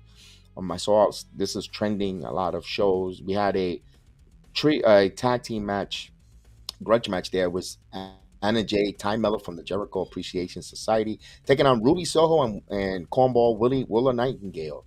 Now, I saw a bloody mess from Ruby Soho. I saw a terrible table spot. Willa Nightingale, I think, almost killed Anna Jay. Totally missed the table onto the floor. They wanted to be so extremely hardcore. There's nothing wrong with that. I love the fact that the women are getting hardcore. No one does hardcore women's wrestling more than Impact. When you want to check that out, that the Queen of the Mountain match. When you had all the ladies, Diana Perazzo, you had Tasha, you had Tosh, you had Killer Kelly. My point is they do it safe and they do some spots in that Impact Wrestling, and it's a small venue that you're like, holy crap. And I want to applaud AEW for trying to have a hardcore match here, but they're going to kill someone. Make sure you're safe there. That spot there, if you see it, it's being replayed over and over and over. Willa Nightingale totally missed and landed Anna Jay on the apron, on the hard concrete there from the stage, and missed the table. You got to make sure you're safe, man. If you label this an unsafe worker, you're screwed when it comes to wrestling. No matter what company you go for, you get that bad label, you are screwed. But I got to commend the women because I didn't watch it, and it intrigues me now to watch it because it was a bloody monster mess. And Ruby Soho and Willa Nightingale gets the victory after power driver of the tracksuit. Soho covers Mello for the victory. She gets that redemption victory. Remember, Ty Mello kicked the living crap out of Ruby Soho that required her to get a nasal or a nose surgery, and she was out for a while, and she gets the victory here. Soho and Nightingale. I'm gonna watch it. I really want to see what's the big, what was the big draw here, back and forth, because it intrigues me, and that's what you want if you're doing a match. You want to be intrigued. Would you want me now to go out of my way to look for this? And I think this match has it. Yeah, and it's a street fight, man. It's that's what they're made to do, and I think what happened was with that table spot. I think they misplaced the table in the wrong spot, and Willow just completely missed it because it looked like it was really close to to the stage. It looked closer than it should be. Maybe she actually overshot it or they misplaced the table. But Ruby was definitely very bloody. And that was thanks to obviously Mello there, and it was great. It was an alright match. I didn't really watch. I watched some of the moves and stuff like that because that's when I came back to watch like the ending to see maybe like who won the match, because that was the match I was looking forward to, because obviously it's a street fight and I like to watch street fights. But you know, it was thanks to Ty Mello there to have that bloody mess, and Willow and Ruby pick up the win there. Yes. Now, one thing I'm gonna that concludes the AEW Rampage program here for the review. Now, let me ask you this question a little bit regarding to AEW. I know the con man likes to makes a lot of different titles there. If you poop correctly, you get a world title. But with the women, I think if instead of getting an All Atlantic and all the other nonsense, they should have been a women's tag title. They have enough women that don't do nothing, like a Sky Blue, Albi or whatever, Rain, the other girl, the Renegade Twins. They're there. They're really talented, not doing much, and they're a natural tag team. You know, instead of having them job, you also had the baddies, Kira Hogan. My point is, except they have enough women there that they should be a tag. They should be women tag team. There should be tag team titles, and they have enough there. But it seemed like he's afraid of dealing with women. It's like the kid, Tony Khan looks like the guy who the virgin that is scared to talk to girls when it comes to booking women wrestling. Yeah, 100%. But I a lot of people on Twitter, when somebody brought it up on Twitter saying that, you know, AEW should have a women's tag division with the titles, because, you know, there's enough women to make that. And a lot of people were like saying, oh, they're gonna copy WWE and then it's gonna go to shit because, you know, sorry for my language, but like, you know, Tony Khan doesn't really care about putting the women on TV. I mean, you have that 9:30 spot every week on Dynamite, and then you have that one match on Rampage that's like literally like 5-10 minutes besides last night. You know, so I don't know. I mean, I would love to see them have a tag titles, but at the same time, like, is Tony Khan really gonna put them on TV more, or is it gonna be the same 9:30 spot, and then all those other women in the locker room are not gonna get TV time? Like, do you realistically see Tony Khan making the tag titles for the women and putting them on TV more than they already are? This is why you can't go out and sign every swinging Harry, John, and Dick. You can't. You have to have a limit of your roster construction. And if you are, and if you like the shining toy that comes in or available, then you must cut and allow the other people to go and make a living and get over somewhere else then. Because the reason why, if you're going to keep them there as hostage, not doing nothing, you're going to look like a mismanagement. You don't know what the hell you're doing with the talent you have, but meanwhile you want to acquire more. So for all the marks that wants him to buy and purchase WWE, for what? So you could do this crap and not and have wrestlers just there and catering. I'm pretty sure, you know what? If you want to feed people, go help out a homeless, or go help out food to some of these cities that need food. I mean, because you're pretty much giving out money to wrestlers to do nothing. I mean, my point is, the tag team will work in any AEW. I've been saying he should have done an all woman pay-per-view.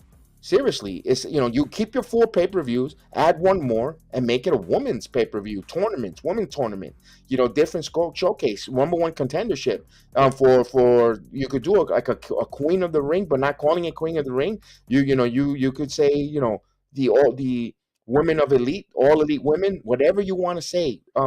Tournament winner takes a shot at the TNT title. The winner of that tournament, another tournament at the same card for the AEW Women's Champion, and then you could have 2 title matches scheduled with the tournament, and you have yourself a women's pay-per-view. And I've been a big advocate of it. They have talented women in AEW, and be honest with you, I prefer watching the women over the men in AEW at times, because I'm watching recycle matches that I seen in other federations years ago. You know, I mean, I'm going to see Danielson and Jericho already. I'm going to see so and so. I'd rather give me the AEW women in there. I would like to see a tournament. Give me a tournament whose TV title contentions and women's champion, Tony Storm taking on, whoever you want to put in a tournament there, Thunder Rosa. Finally, we'll get to see that in that side for the TV title. You could see Akira Hogan taking on different other women. You could show me that. I will be invested, but I know that the men or and again, AEW has a certain crowd that they like, that hardcore. I don't think it'll go over with them. Let me ask you a question. With Tony Khan putting, having only like a couple minutes for the women, do you realistically see, even though if it's speculation and, you really want it, but do you realistically see Tony Khan making a woman-only pay-per-view? Is that like something that Tony Khan's going to do? No. Yeah. He acts like a virgin who's scared of talking to women. He acts like a virgin, like those kids that don't know how to talk to girls and don't know how to say, listen, we're gonna do this and this and that. This is what I have. This is the long-term booking. This is the storyline. This is what I want. He doesn't act like that. He acts like, a pair of boobies. He acts, and I don't know the guy, but the way he shows 9:30, we'll do it at the 9:30 spot. Or as soon as this one comes in, we're gonna push them, and then Doc Tyler, it doesn't seem like he's invested the way he'll sign them and bring them along, but and push them for a week or two.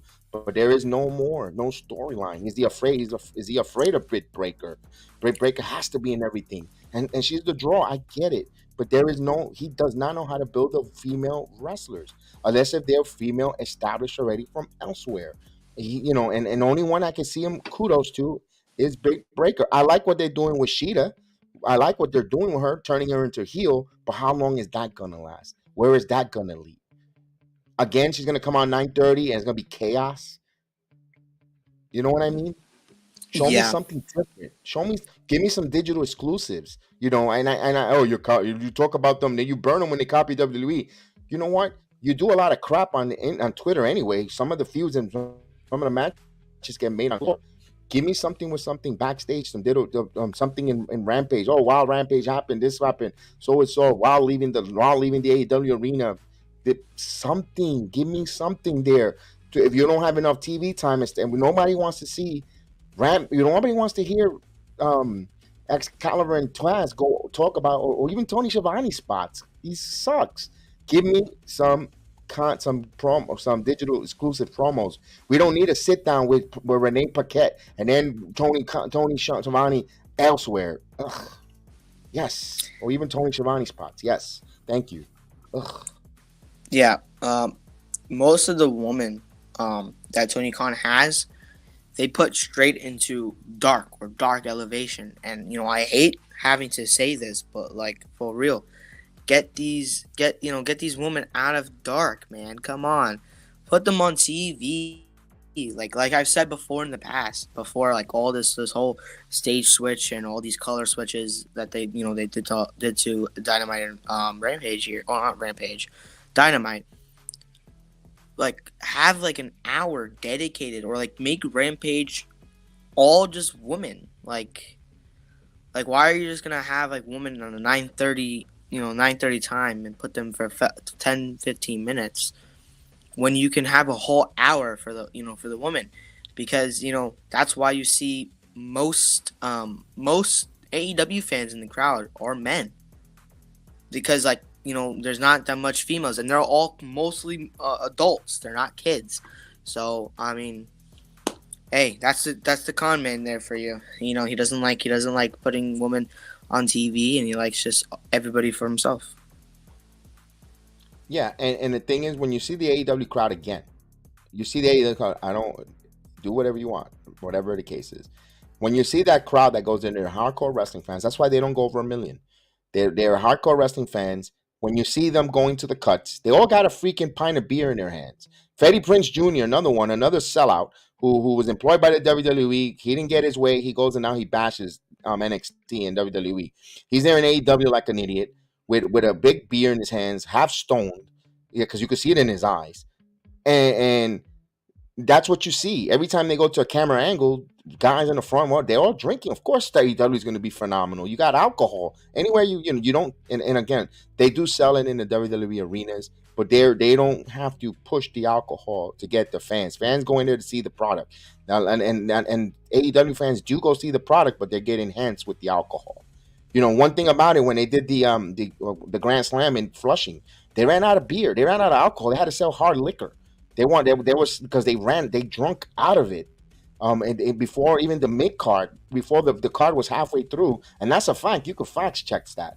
In Arthur Ashe Arena, the first time they went there, they had to sell now hardcore drinks because they ran out. The alcohol, the consumption in the AEW shows, and that's good. That's what you want. You want people to spend money. They're spending money on it, but that's why the shows get so excited, because you know a lot of times WWE is the father that goes with his kids, that they're going to go as a family to go watch these wrestlers perform. That's why we don't see the ruckus crowd. We don't see the nonsense. Now, you know, which looks good on TV, by the way. Don't get me wrong, but that's why you see the difference in crowd, the difference of atmosphere, the difference of shows. And that's why they're not going to grow. They're not going to grow, and they're 14 weeks in a row under 1 million views. You could bring anyone there, and they're not. And that's just my opinion. And I'm gonna get roasted more. Who cares? Because hey, you got JD from New York who talks crap about WWE and NXT, and I'm not being tribal. I'm not being tribal either, but I'm just telling you the fun fact. It's there. I will still watch AEW, of course. It's not wrestling alternative. We get it. We got it, and it keeps WWE sharp, because they have to. There's another product. If you don't shape up or you don't shape out, people are going to ship out to the other program. And especially Wrestling Kingdom just put on a hell of a show there. More eyes are going to New Japan this week. If you have Access TV, you got to watch the Ospreay Kenny Omega match. They showed it, and I watched it again. So there's also other alternative if WWE doesn't put them on and improve their product. Yes, WWE is having a horrible week in the news with the world of backstage crap. Stephanie not being here, we talked about it. But when it comes to All Elite Wrestling, they gotta do something different, because the hardcore fans are only going to be there for so long, and then after that, you're not going to draw a new audience. None of the young kids are going to come, because you're catering just to adults, and it's you gotta go with. You got to sprinkle in for a little bit of everybody. The one thing I do got to give credit, though, they give you matches for a little bit of everything. If you like Lucha Libre style, that Calera de Muerte match, the ladder match that they had on Wednesdays was great. If you wanted a strong match, that Moxley match with Hangman was phenomenal. Don't get me wrong, the product at times could give you some good nostalgia names, but we all see the good and the bad and the ugly with AEW. And they show you that every show they give you. And sometimes the ugly and the bad outweighs the good.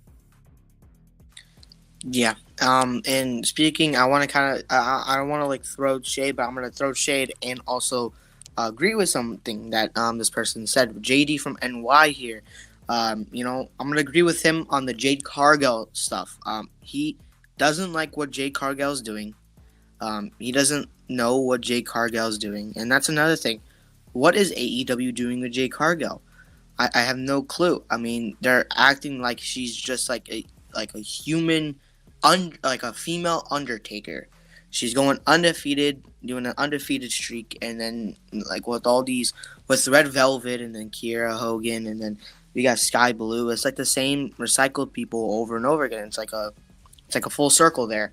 And then I'm gonna throw a little shade. It's nothing too big. I said this before. He talks about NXT being drunk, and people in the arena, in the performance center, being drunk.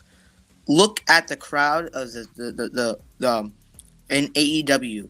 You wear a hoodie that says AEW on it, a gray hoodie, and you talk about NXT being drunk. When they only have free water, they don't sell any drinks or food. They only have merchandise and water. But you have this AEW crowd. Don't get me wrong. Even when they're drunk, they're amazing. They're on fire every night. Don't get me wrong. I love the crowd in AEW. But enough with talking about NXT being drunk and being geeks and nerds. Like, bro, like, come to NXT once. We invited you and a couple other people. Like, come to NXT once, and we'll show you how it's done. We'll show you how to have a good time at a wrestling show. Yeah, and when it comes again, we mentioned that already with him with JD. Some people like to talk, but the minute I guarantee you, just like Denise Salado, just like Dave LaGreca, once I bet you the NXT sends the invite for them to come on and host the warm up, the pre-show before a premium live event. They will come with their tails between their legs, and they will be up there like a bunch of with no shame in their game to sit there and review how much they love NXT and review. Oh yeah, the premium live event is gonna be great. Oh, Braun Breaker kissing the ass. Meanwhile, they're shooting venom and talking nonsense about the product on their platforms, which they have the right to, because right now we're talking negative that we don't like certain things about AEW. And if AEW invites me, Tony Khan invites me for a ticket, prove it. I want to go see and show me, give me the AEW experience, show me backstage, show me how you're running things, and you don't have to. But you know what? I'll be intrigued to listen, to go and take a look and see and maybe my point of view changes. But these guys didn't. So my point is, like the $1 million man says, everyone got a price. So I'm not gonna put too much stock on what JD and Denise, because they took advantage, and Don LaGreca took advantage of an opportunity that WWE gave them to go and be there. But I they are all a bunch of hypocritical people. You could see it the way that day in NXT when I saw them there, and the way I'm like, you are such a full of crap.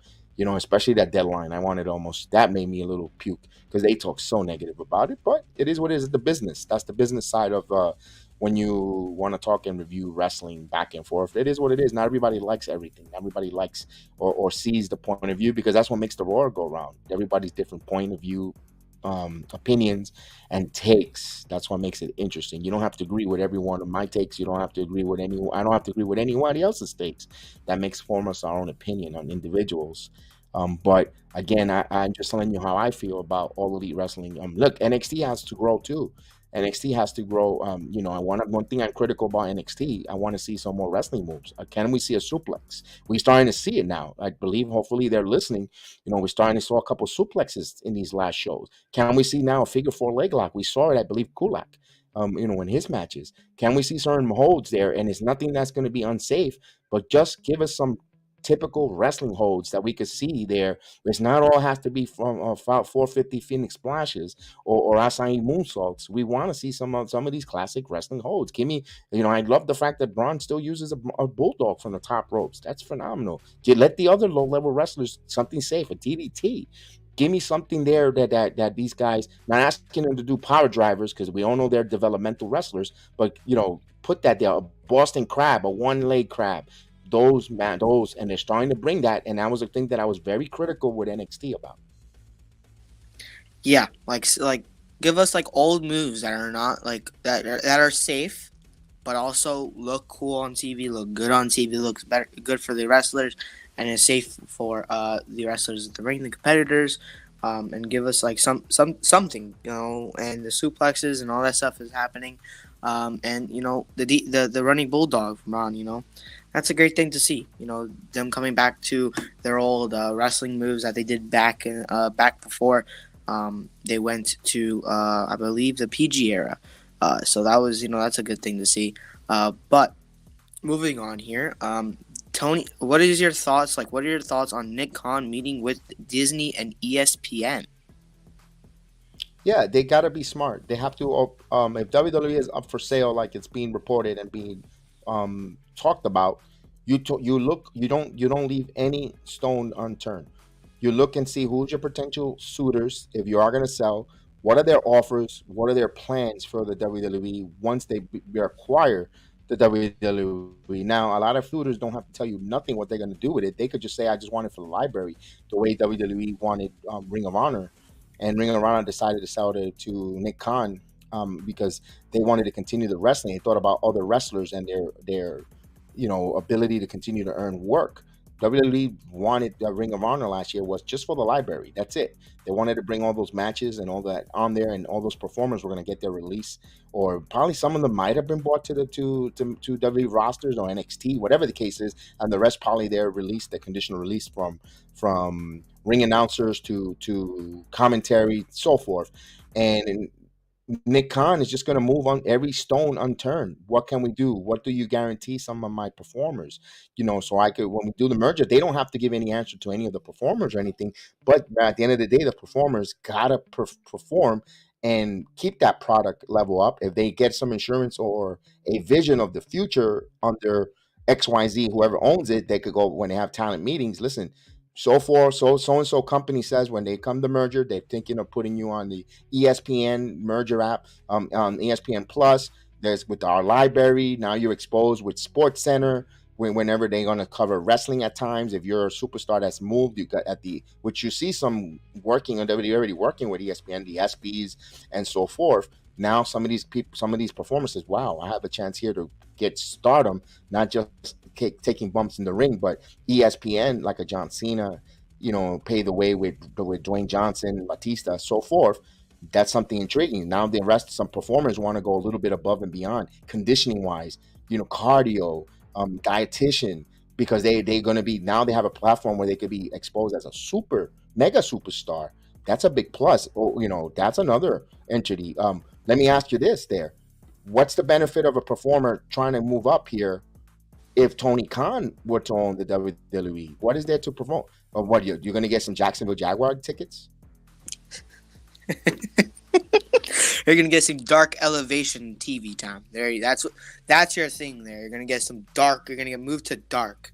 Yeah, that's what Tony Khan has to offer. The Jags tickets to a football game, and or dark TV time. You get to go to dark elevation, or It's not like they have.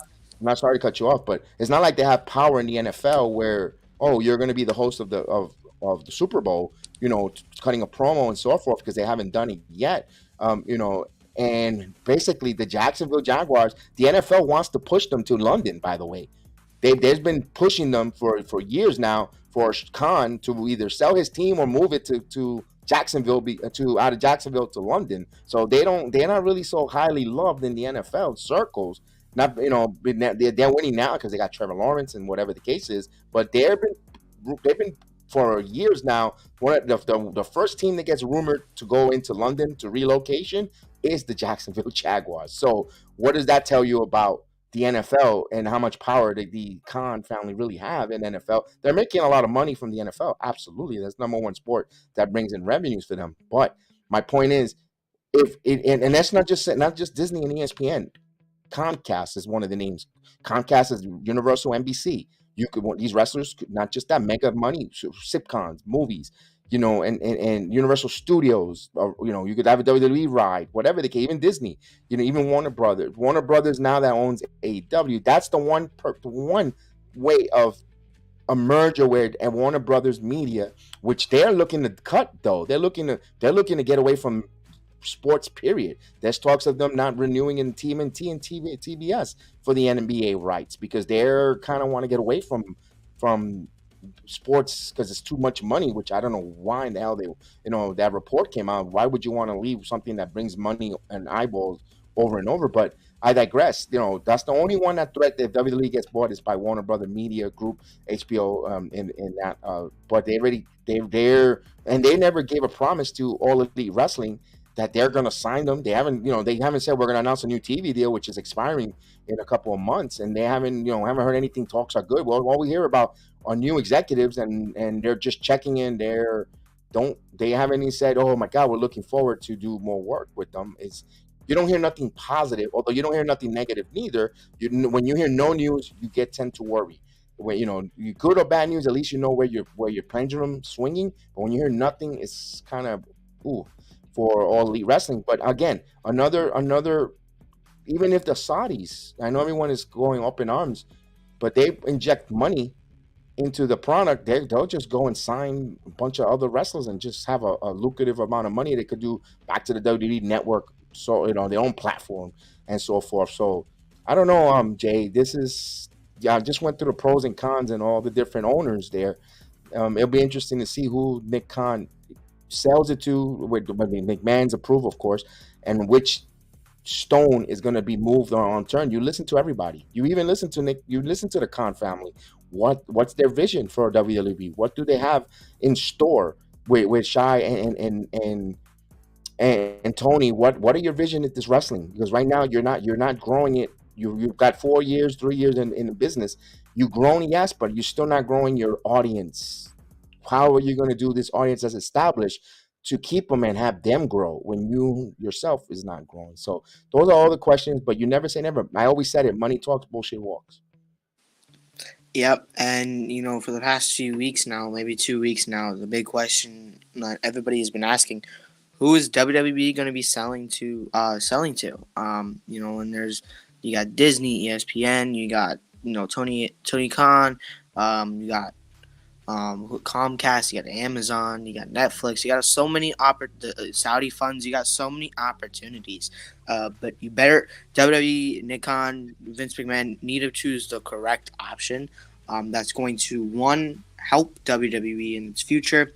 Two, keep the same way it's going to be now and not have if Tony Khan has the idea to also put WWE into a 9:30 time for the females, that's not going to be good for WWE. It's what best for business. That's what Triple H has said back before when he was in the Authority. Best for business. So whatever it is, best for business is what Nick Khan and Vince McMahon need to do. Yesterday, Triple H had a meeting with the talent. And they said that no one needs to worry about Vince McMahon's return. It's not going to affect anything creative-wise. He's just there to come in, make a deal for the WWE, and he's going to be out. I have no clue because so far we got a couple of board directors resign and are released. You got an announcer who either quit or got fired. And you got Stephanie McMahon resign. That's all from Vince McMahon's return. So Vince McMahon has a big impact, and the talent is very worried that they're going to get released due to budget cuts. But that's not the case. So hopefully we'll see what happens there. But do you have anything else to say? No, other than we just gotta wait and see. I know everybody wants to again continue to be the first one to break the story, be the first one to have it up on their Twitter. I was the first one. I told you. I told you. I get it. I know everybody wants to be the first there. Chuck, heck, man, I would love a piece of nugget, a juicy nugget there to put up and know who eventually is going to be the new owner of WWE before anyone, because then you become, that's how you get over in the IWG, in the IWC world, and in Record, and people come and watch your show. Of course, we would love to spike from 7,000 plus viewers, subscribers to 1.1 million overnight with one little scoop. Of course, I get it, but you also have to make sure you're convicted with that thought, and you really know that what you're saying is golden, man. Because once you break that loss, that you lose that trust of becoming a fiddler or storyteller, it's gonna be tough. Even when you do have the real nugget or the juicy nugget, no one's like, you probably heard it from someone else. We don't. So you gotta be careful there. I understand that, but trust me, I would love the big break myself to know which is the first.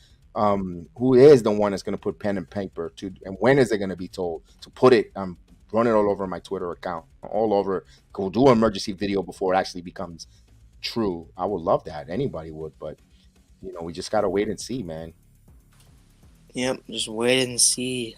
So yeah, that's pretty much it for the stream here. Anything else? No, other than I don't see anything else there. Just only thing is be careful to how do you throw your rocks, because if you live in a glass house, and I mean to Max Caster. Max Caster is running hard there with the middle finger to Vince McMahon, rapping with Vince McMahon. He also got into it with Karen Jarrett. And be careful, because you don't want to burn bridges that you haven't crossed, my friend. Wrestling business is a small business. That's why they call it a square circle, as you see it rotating. You don't want to burn bridges or piss people off, because you become a rhino.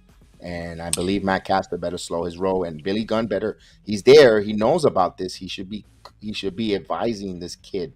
I know you want to get over. You got over with your gimmicks, but he's taking a little.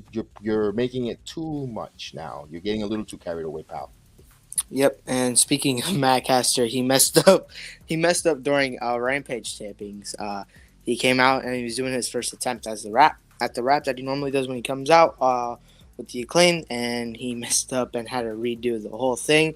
And then there was a little reference to WWE there when Billy Gunn says, "That's the reason why I only said 2 words."